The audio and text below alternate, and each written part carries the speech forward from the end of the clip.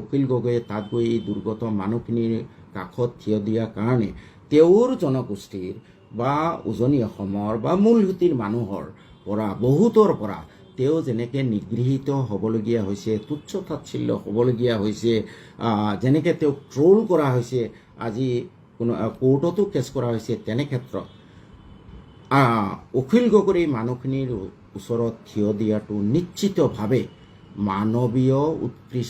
মানৱীয়তাৰ উৎকৃষ্ট উদাহৰণ। আৰু এই ক্ষেত্ৰত অখিল গগৈ অকল মই নহয়, মিয়া জনগোষ্ঠীটোৱে চেলুট জনোৱাটো উচিত। আৰু আজি যদি কংগ্ৰেছ বা UDF গৈছে, মই ভাবোঁ অখিল গগৈ যোৱা কাৰণেহে গৈছে। অখিল গগৈ যদি নগ'লেহেঁতেন তেনেহ'লে বোধহয় এই মানুহখিনি আপোনালোকৰ ওচৰত নগ'লেইহেঁতেন। আৰু আটাইতকৈ ডাঙৰ কথা, মোৰ অন্তৰ খুব স্পৰ্শ কৰিছে যেতিয়া অখিল গগৈ ডাঙৰীয়াই কৈছে, অখিল গগৈ ডাঙৰীয়াক যেতিয়া খুব ট্ৰল কৰা হৈছে, ছ'চিয়েল মিডিয়াত ভিলেন বনোৱা হৈছে, তেতিয়া অখিল গগৈ ডাঙৰীয়া মানে যথেষ্ট ফ্ৰাষ্ট্ৰেটেড হৈ পেলাই তেওঁ কৈ দিছে যে মই এই মানুহখিনিৰ ওচৰত থিয় হোৱা কাৰণে যদি মই নেক্সট টাইম বিধায়ক নহ'বলগীয়া হয়, সেইটো মোৰ কাৰণে শ্ৰেয়। মই মানুহ হৈ যিমান দিন জীয়াই থাকোঁ, জীয়াই থাকিব বিচাৰোঁ। মোৰ যদি এই দুৰ্গত মানুহখিনিৰ ওচৰত থিয় দিয়াৰ কাৰণে মই বিধায়ক হোৱাৰ পৰা বঞ্চিত হওঁ, সেইটো মই একচেপ্ট কৰি লৈছোঁ। This is ছাচ A great statement. আৰু সিদিনাখন এটা ষ্টেটমেণ্ট দেখিছোঁ, তেওঁক মিয়া বুলি অখিলউদ্দিন বুলি ট্ৰল কৰাৰ কাৰণে তেওঁ কৈছে ঠিক আছে, মই এই অত্যাচাৰিত মানুহখিনিৰ ওচৰত থিয় হোৱাৰ কাৰণে যদি কোনোবাই মোক মিয়া কৈছে, মই মিয়াই হয়। ইয়াতকৈ ডাঙৰ ষ্টেটমেণ্ট কিবা আছেনে বাৰু? স্বাধীনতাৰ কাৰণে বহুত কষ্ট কৰিছিলে, বহুত ত্যাগ কৰিছিলে, ন' ডাউট। তো জৱাহৰলাল নেহৰু, ইন্দিৰা গান্ধীলৈ ঠিকে আছিলে। তাৰপিছত ক্ৰমান্বয়ে এই পাৱাৰৰ সোৱাদটো পাই কংগ্ৰেছ নেতৃত্বৰ এতিয়া সেৱাৰ মনোভাৱ নাই।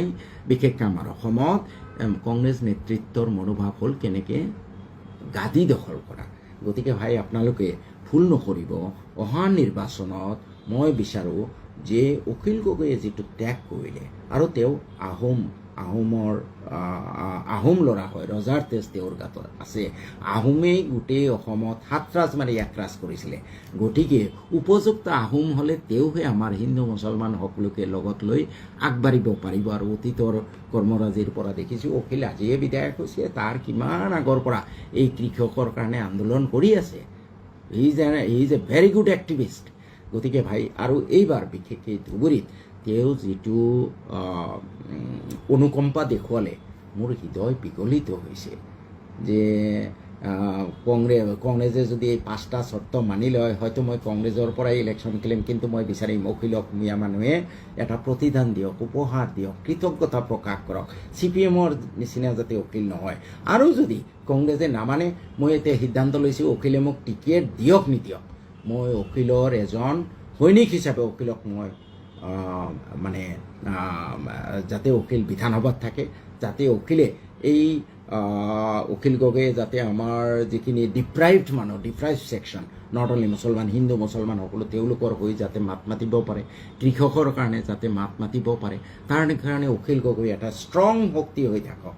মই ইতিমধ্যে সিদ্ধান্ত লৈছোঁ যে কংগ্ৰেছেতো মোৰ চৰ্ত মানি লোৱাৰ প্ৰায় সম্ভাৱনা নাই। অখিলৰ লগত মই কোনো কথাও পতা নাই যে অখিলৰ ৰাইজৰ দলৰ হৈ মই কাম কৰিম, অখিলক মই শক্তিশালী কৰিম। এইটো মিয়াৰ বৰ্তমান দায়িত্ব, তেওঁৰ প্ৰতি কৃতজ্ঞ বা মুছলমান সম্প্ৰদায়ৰ সন্মানী ৰাইজক আহ্বান জনাওঁ যে আপোনালোকে পলিটিকেলি ভুল নকৰিব।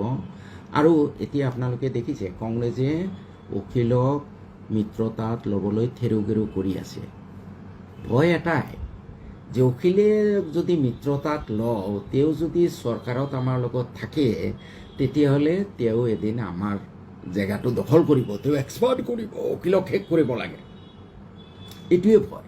কিন্তু এই ভয়ক আপোনালোকে বাধ্যবাধকতালৈ পৰিৱৰ্তন কৰিব লাগিব। সেইটো এই মিয়া জনগোষ্ঠী মুছলমান মানুহৰ সিদ্ধান্তৰ ওপৰত নিৰ্ভৰ কৰিছে। আজি মুছলমান সমাজৰ পৰা যদি এটা আৱাজ আহিলেহেঁতেন ইমান দিনত যে অখিল গগৈ ধন্যবাদ, অখিল গগৈ ধন্যবাদ, প্ৰত্যেকটো গাঁৱৰ পৰা যদি 200-400 মানুহ থিয় হৈ 1 ঘণ্টাৰ কাৰণে কোনোবা সংগঠনে আহ্বান জনালে যে আমি অখিল গগৈক ধন্যবাদ জনাম, এইখিনিয়ে কৰকচোন। পিছদিনাখন যাব কংগ্ৰেছে অখিল গগৈৰ লগত মিত্ৰতা কৰিবলৈ আগবাঢ়ি আহি যিকোনো খবৰৰ বাবে যোগাযোগ কৰক 7099017330 লগতে 7099017110 নম্বৰত।